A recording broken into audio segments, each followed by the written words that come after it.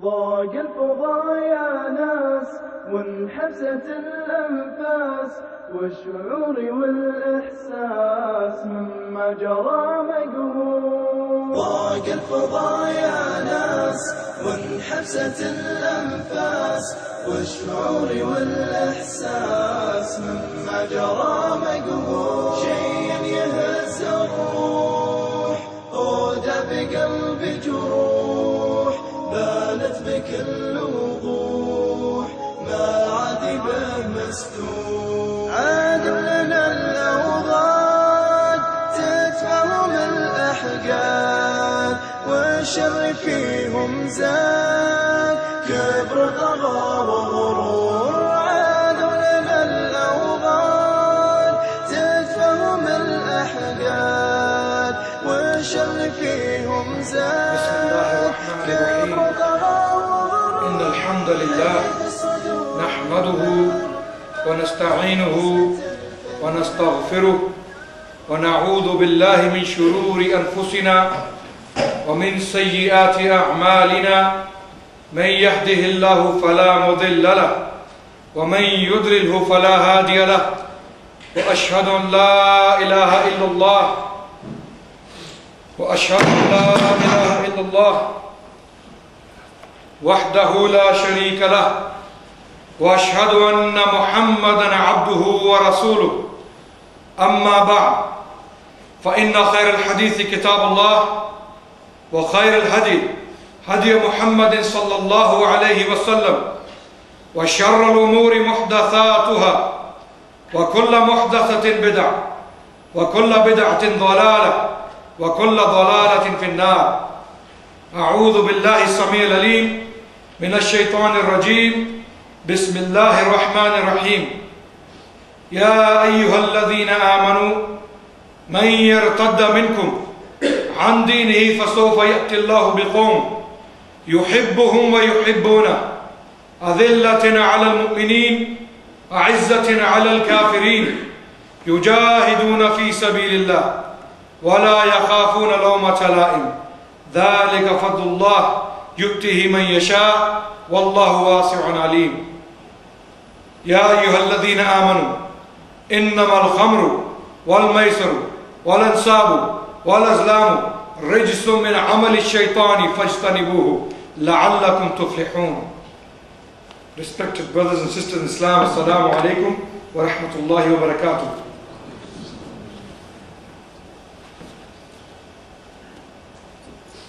Conditions of Shahadah, Shurut. What are these conditions for one's Shahadah to be accepted by Allah subhanahu wa ta'ala? There is a hadith in Riyadh al-Salihin and other scriptures of hadith where it is clearly stated that Rasulullah sallallahu alaihi wasallam stated, he said that anyone who recites Shahadah, La ilaha illallah Muhammadur Rasulullah, anyone who recites this kalima, he will be in Jannah. Now, a lot of people misunderstood this statement. They forgot the meaning, the shurut, the conditions of Shahadah. Because in the book of Bukhari, Rasulullah sallallahu alayhi wasallam, he stated that happy is the one who says La ilaha illallah and is sincere about it. He is the one who will receive my intercession on the Yawm al-Qiyamah. What is the sincerity about Shahadah?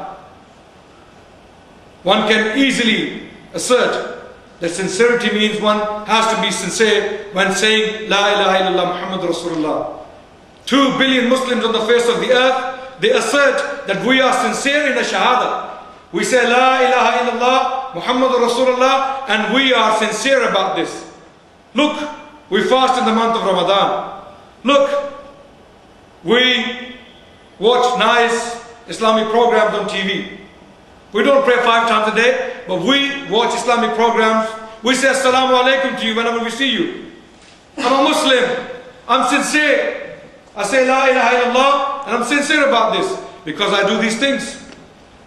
This is why the conditions of Shahadah, because of this dilemma, this disaster, this catastrophe, Shahadah has to be explained to the Muslims first before it is explained to the non-Muslims. Because it is the Muslims who don't understand what Shahadah means. What did Rasulullah ﷺ mean when he stated that one has to be sincere when he says La ilaha illallah? What is this sincerity? Wahab bin Munabbih, one of the Salaf, he stated, one man came to him and he narrated this hadith to him, that Rasulullah ﷺ said that anyone who recites Shahadah will enter Jannah. Is Shahadah a key to Jannah? He asked Wahab bin Munabbih. He said, yes, this is the key to enter Jannah, but every key has teeth.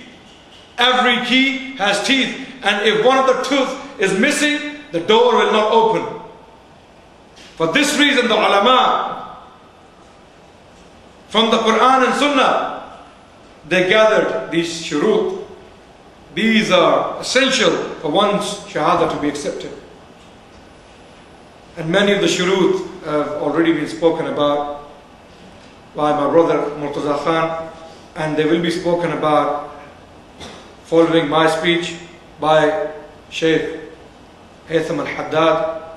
My purpose to speak to you today is about the sincerity in Shahadah and love for Shahadah. Two conditions: sincerity. Rasulullah sallallahu alaihi wasallam in a hadith narrated by Umar bin Khattab radiyallahu anhu, he stated, some of the people migrated to Medina just for the reason of marrying Medinan women, because they were beautiful.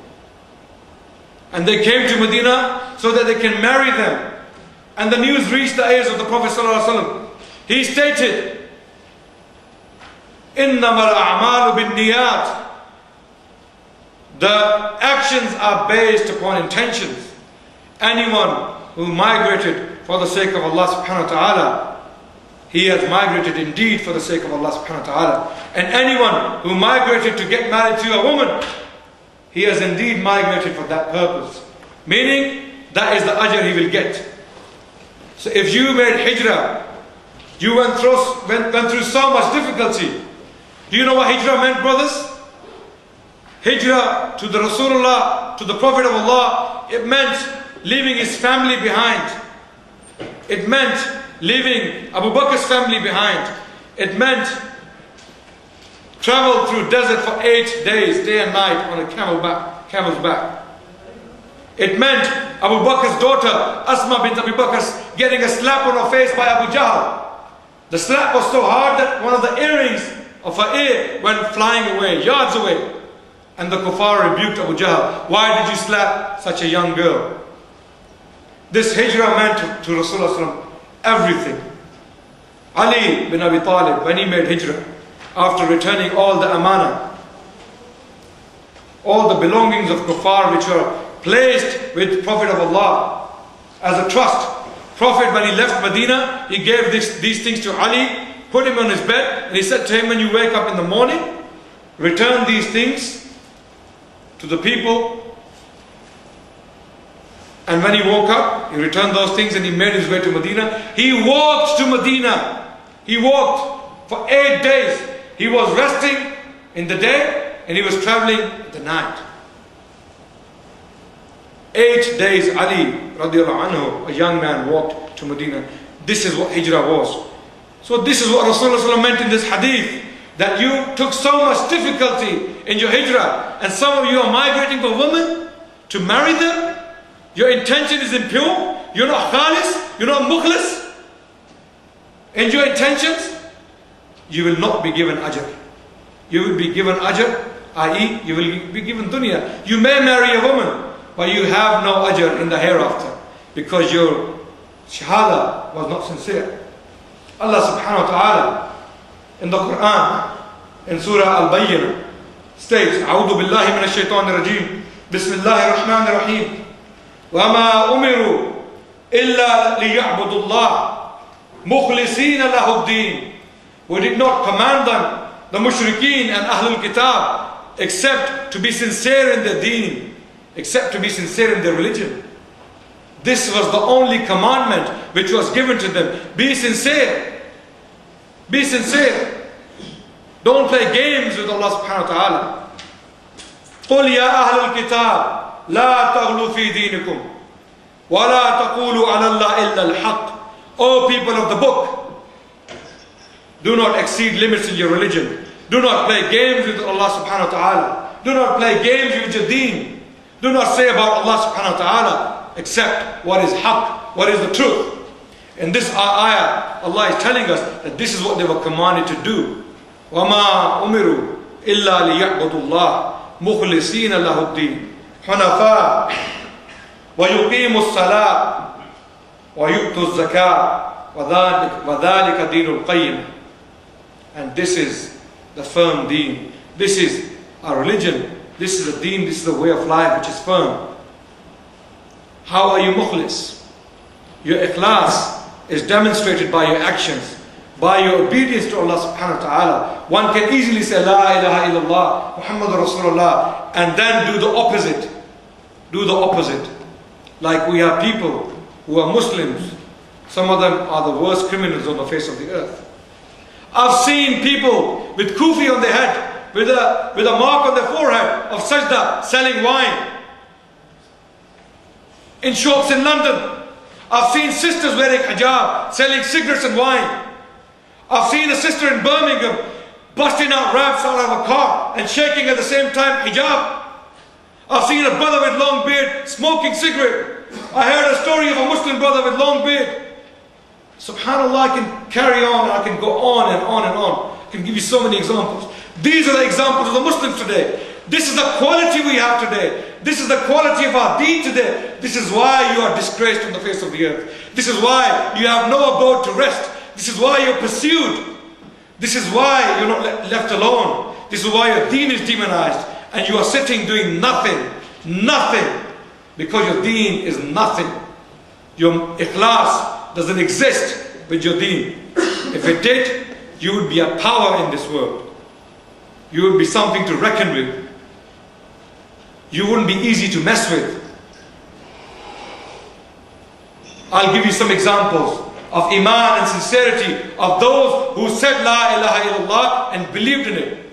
Allah subhanahu wa ta'ala stated in the Quran, Surah 41, verse number 30, أعوذ بالله من الشيطان الرجيم بسم الله الرحمن الرحيم إن الذين قالوا ربنا الله ثم استقاموا تتنزل عليهم الملائكة ألا تخافوا ولا تحزنوا وأبشروا بالجنة التي كنتم توعدون.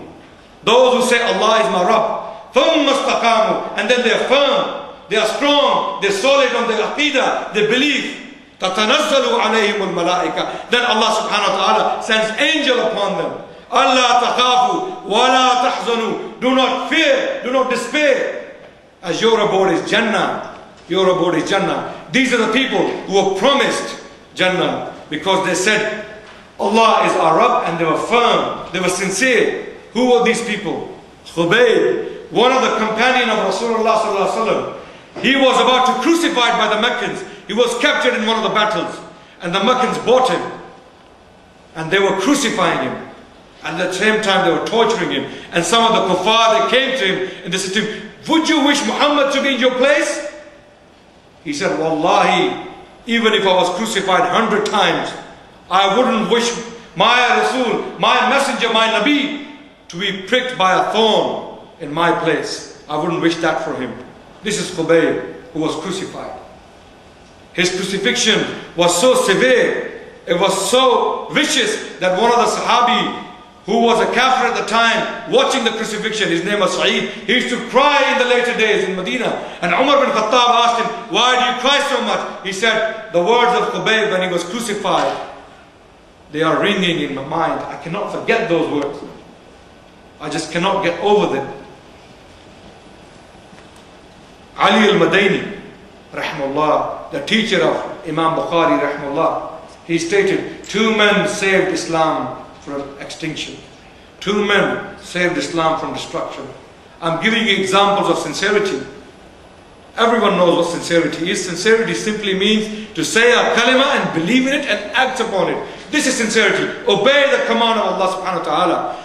Accept the Quran in its totality. Ya ayyuhalladhina amanu udkhulu fis silmi kafa. Oh, you believe, enter into Islam. Enough in its totality. أَفَتُؤْمِنُونَ بِبَعْضِ الْكِتَابِ وَتُكْفُرُونَ بِبَعْضِ. Are you going to believe in the part of the book and reject the other? Don't be like that. Do not be munafiqeen. Do not say a kalima and reject faith in it by your actions. Believe in it in its totality. Accept the Quran completely or reject it completely. There is nothing in the middle. Quran is the book. This is our constitution. This is our law. This is our Magna Carta. This is our Declaration of Independence. This is our Bill of Rights.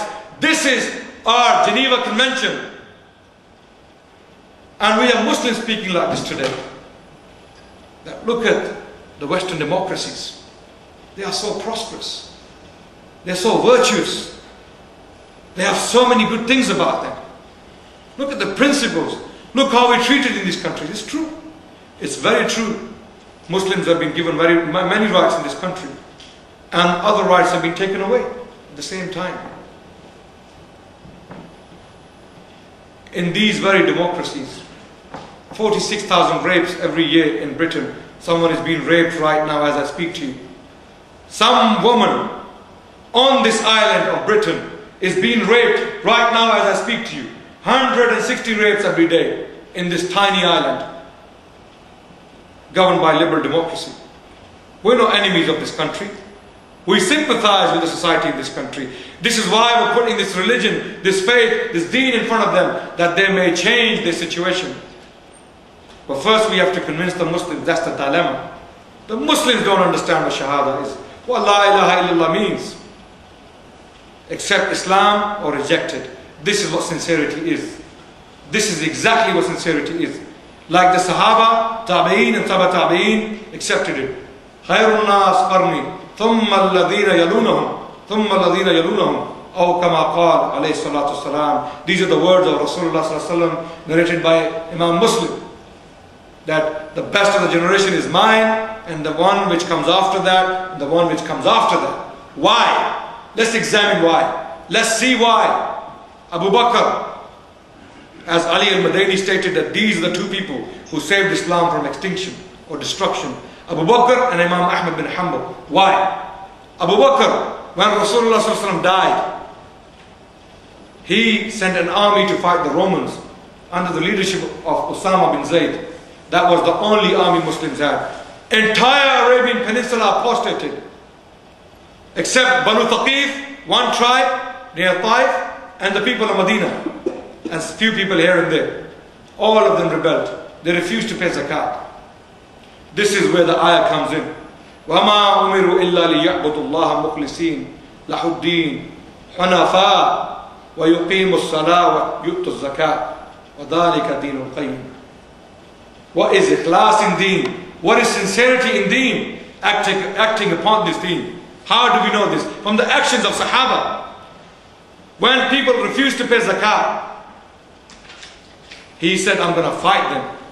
Abu Bakr Siddiq radiallahu anhu, he said, anyone who makes a difference between zakat and salah will be fought by myself. Umar bin Khattab radiallahu anhu, one of the strongest Sahabi, he came forward and he said, Abu Bakr, are you going to fight these people? They say La ilaha illallah, you're going to fight them? They pray. Abu Bakr said, Wallahi, even if it was a rope which they used to give to Rasulullah sallallahu alaihi wasallam, I will fight them for that rope. It's about a pillar of Islam, which is zakat. This is sincerity. They believed in it. They acted upon it. And then they were fought. And they were subdued. Because they proclaimed Shahadah and they went back on it. They made a contract with Allah subhanahu wa ta'ala and they went back on it. Some of us don't even pray. Those who are listening to me now, in this place right now, some of us don't even pray and we think we're Muslims. La ilaha illallah, Muhammadur Rasulullah, I will enter Jannah. It is an obligation upon Allah to send me to Jannah. I am the most pious man on the face of the earth. I say Shahadah. I have to go to Jannah. I say salam to you. I eat halal food. This is not enough, brothers and sisters. The question is sincerity. How do we manifest this sincerity in our actions? We follow the Sahaba. Abu Bakr. This is why Ali al-Madini said he was strong. He never shook. He never compromised with the principles of deen. Then Imam Ahmad bin Hanbal, why did Ali al-Madini said about this man that he is one of those people who saved Islam from destruction? In the time of Imam Ahmad, one of the biggest fitna in the entire history of Islam arose. Banu Abbas, the Khulafa, Al-Ma'mun, Al-Mu'tasim, Al-Mutawakkil, 3 Khulafa. They were influenced by the thought of Mu'tazila, who believed the Quran is created. For a layman, this issue is nothing. The Quran is created or not created, who cares? For scholars, it meant a lot because it had implications. The statement had implications. And Banu Abbas, influenced by a Mu'tazila scholar, Ahmad bin Abi Dawud, they started torturing all the ulama at the time to accept this doctrine that Quran is created. The Kibar ulama, all of them, including Muhammad bin Sa'd, the author of Tabaqat ibn Sa'd, and Yahya bin Mu'ayyin, another great pillar of Islamic school of Asma Rijal. These 2 men, including a lot of other scholars, they signed a document. They said, because Allah says in the Quran, if you are asked to state kufr, as long as you believe in your heart and you say kufr to save your life, it's fine. It's halal. It's not an obligation, it's an option. You can do it. And some ulama, they signed the document based upon this principle. Others, such as Imam Ahmad and Muhammad bin Nuh, 2 of them, all the ulama, they signed the document. They saved their lives. Imam Ahmad, he said, I'm not going to sign this document because this document constitutes kufr. I will not save my life. I will not sign this document. Khalifa al-Ma'mun, he said to his soldiers, his governor, Ibn Ishaq, the governor of Baghdad, he told him to send Imam Ahmad and Muhammad bin Nuh in chains to Tarsus, thousands of miles away, in chains.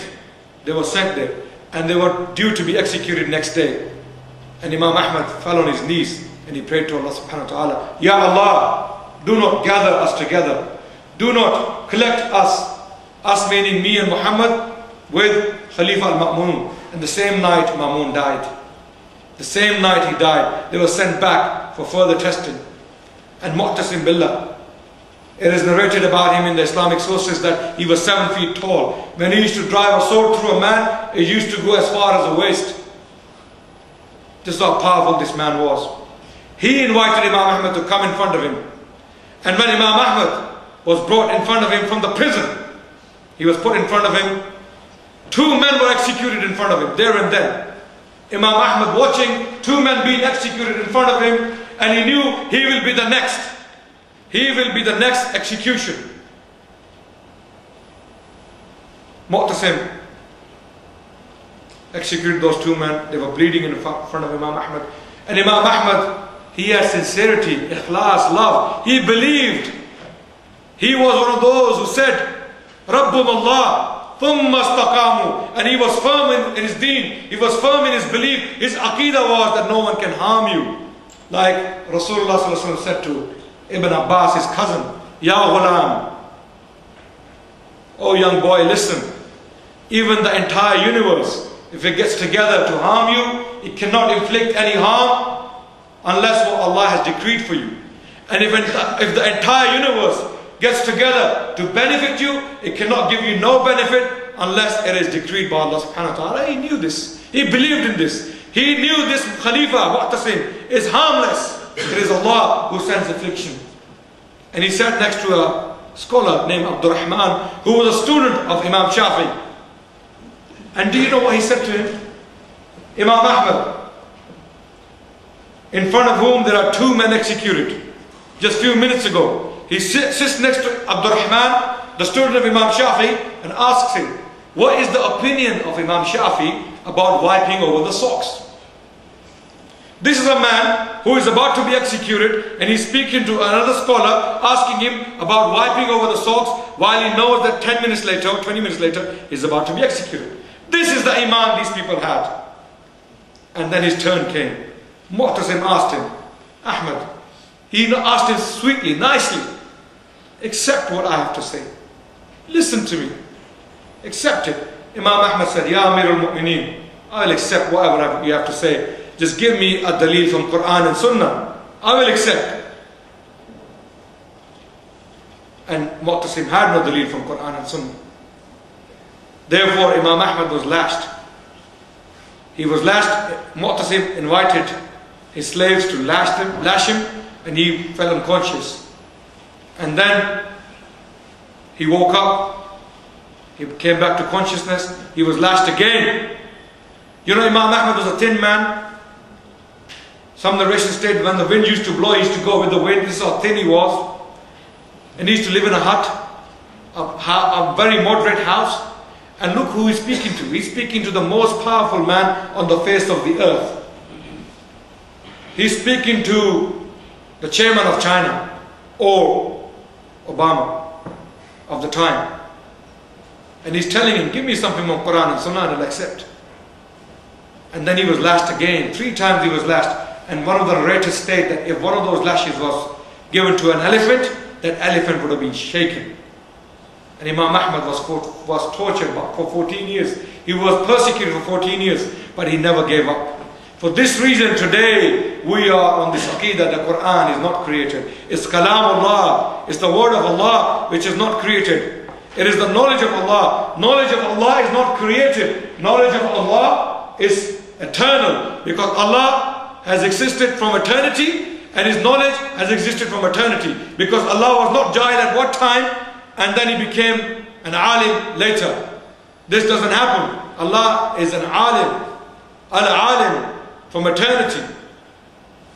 For this, these were the implications of this statement. And this is why Ali al-Madini stated that these were the men who saved Islam from destruction because of their sincerity with Shahadah. They believed in it, they stood by it. Everyone has a different test. All of you have a test. I have a test. This brother has a test. All of those who are listening to me have a test. Again and again you are reminded of Islam and Islamic commandments. Sisters have to wear hijab. Some of the sisters wear hijab and they're wearing tight clothes and their figures are apparent. You can see through their body. A'udhu billah. They're a fitna for kuffar and for their Muslim brothers. Because the Shahadah is not understood. They don't understand what La ilaha illallah means. They haven't understood what it means. There are brothers who cannot control their eyes. There are brothers who cannot control their desires. There are sisters who cannot control their desires. And this is a reminder for myself. I'm a human just like you. I'm also weak. And this is a reminder for all of us that we have to believe in it and act upon it.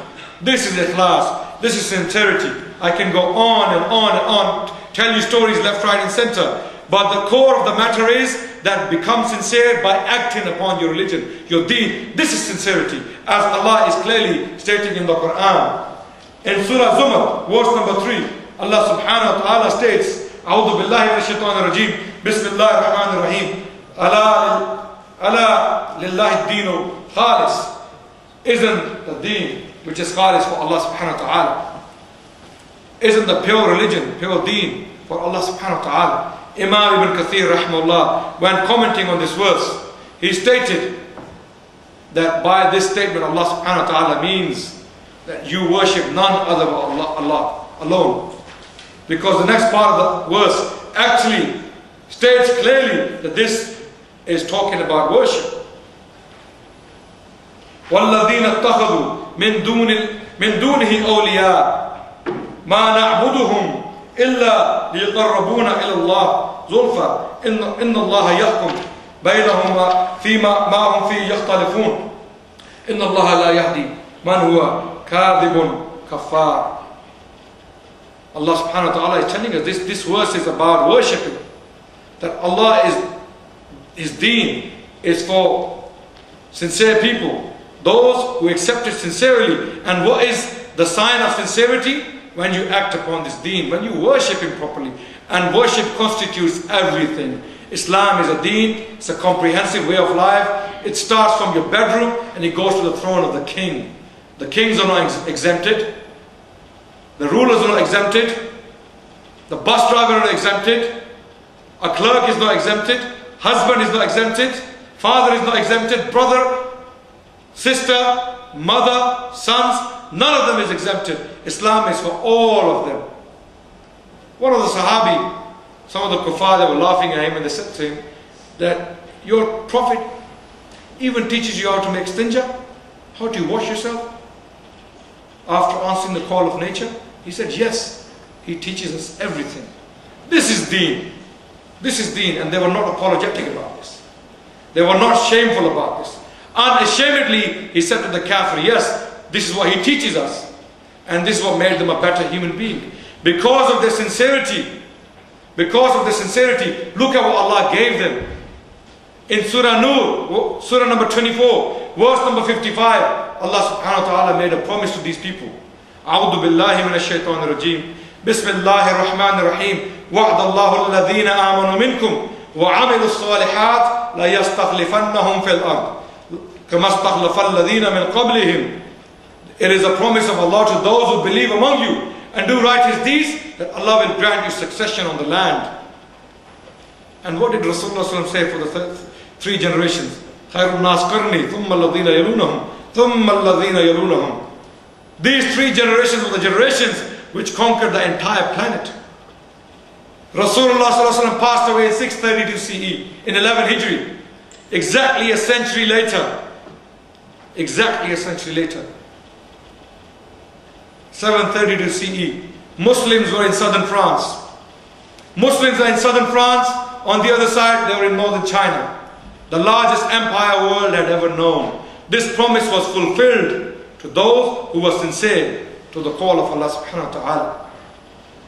وَعْدَ اللَّهُ الَّذِينَ آمَنُوا مِنْكُمْ وَعَمِلُوا الصَّالِحَاتِ لَيَسْتَخْلِفَنَّهُمْ فِي الْأَرْضِ. It is a promise of Allah to those who believe and do righteous deeds, that Allah will grant them succession over land. The reason you've lost the land, you don't have the land. You Muslims have lost the land. No government on the face of the earth protects this religion as an ideology completely, comprehensively. There is no state on the face of the earth which protects the Muslims today. Muslims are like a headless chicken. You land in Egypt, you have problems. You land in Yemen, you have problems. You land in Syria, you have problems. You land in Pakistan, the intelligence agencies, they pursue you. Why? Why? Why? Because the promise of Allah is to those who believe and do righteous deeds. We don't have these qualities. كنتم خير أمة أخرجت للناس تأمرون بالمعروف وتنهون عن المنكر وتؤمنون بالله. These are the people. These are the people who deserve this land. Not people like you and me, brothers and sisters. Because sincerity is lacking. I will go on to the next part of the Shahadah. How much time do I have, brother? The next part of the Shahadah, the next condition of the Shahadah is love for the sake of Allah subhanahu wa ta'ala. Love for this kalima, La ilaha illallah. Love. And how is this love demonstrated? Allah subhanahu wa ta'ala in Surah Ma'idah, He states, أعوذ بالله من الشيطان الرجيم بسم الله الرحمن الرحيم يا أيها الذين آمنوا من يرتد منكم عن دينه فسوف يأتي الله بقوم يحبهم ويحبونه أذلة على المؤمنين أعزة على الكافرين يجاهدون في سبيل الله ولا يخافون لومة لائم ذلك فضل الله يؤتيه من يشاء والله واسع عليم. Oh, you believe, if you turned your back on your deen, Allah will replace you with those who will love Allah and Allah will love them. Who are these people? They are stern on kuffar and they are soft with the believers. And they struggle in the path of Allah subhanahu wa ta'ala. They wear jihad fi sabilillah. Yujahiduna fi sabilillah. And they do not care of the blamers. They do not take any blame towards themselves. So this is how Allah subhanahu wa ta'ala is explaining to us how you love Allah subhanahu wa ta'ala. That Allah will replace those with you who will love Him and they will love Him. So who are these people? Allah gives you the signs in the next part of the verse. They are stern with kuffar and they are soft with believers. Now, if you look at some of the Muslims today in this country, They are soft with the kuffar and stern with the believers, the opposite. And they say, La ilaha illallah Muhammadur Rasulullah. This is where everything has gone wrong. Love of Allah subhanahu wa ta'ala again and again is demonstrated by your actions, by your sincerity. And all the 7 conditions of Shahadah, they are intermingled with each other. You cannot have one without the other. All 7 of them, they're intermingled. Obedience, love, singularity of devotion, sincerity, all of them, if you take one of them out, they will be incomplete. And love is one of the most important ones. You do not love what Allah loves, you do not hate or despise what Allah hates. We dress like kuffar, we act like kuffar, we talk like kuffar. And Allah subhanahu wa ta'ala sent this deen to us to change us for better. Rasulullah sallallahu alaihi wasallam stated in one of the hadith that anyone who imitates a qawm, man tashabbaha bi qawmin fahuwa minhum. Anyone who imitates a nation, he is from them. And we are brothers. Some of them, I see them in the masjid. They are wearing t-shirts when we're doing Jummah, Salatul Jummah, and they have a big large picture of a kafir woman, a model, on the t-shirt. And they will have a hairstyle like a chicken. And this is the reality we're facing. Some of them are standing outside masjid having a fag, lighting up a cigarette. They'll finish the cigarette and come inside the masjid. Where is the love for Allah subhanahu wa ta'ala and the Rasul, His messenger? Love of Allah subhanahu wa ta'ala constitutes your actions based upon Islam. Love of Allah subhanahu wa ta'ala means that you leave what Allah does not like, what Allah dislikes, and you take what Allah loves. And where is the deen? Where is the religion? Where is the way? Where is the path which Allah loves? In the Quran and Sunnah. Very, very simple. Very, very plain. And where is what He hates, which is outside of this Quran? Which is outside of this Quran. This is how plain and simple this is, brothers and sisters, Islam. I hope I have clarified many issues to you today. I wasn't prepared for this talk, by the way. I didn't want to tell you this at the beginning, in case you judge me. So I had an exam today, and make dua for me that I passed the exam. I had no time to prepare for this talk. This was from the top of my head. And if I made any mistakes, if I made any statements which are incorrect, they are from shaitan and from a nafs. And anything which is said correctly based upon Quran and Sunnah is indeed from Allah subhanahu wa ta'ala. And all the praises are due to Allah subhanahu wa ta'ala. Wa akhiru da'wana anil hamdulillahi rabbil alameen. Wassalamu alaikum wa rahmatullahi wa barakatuh.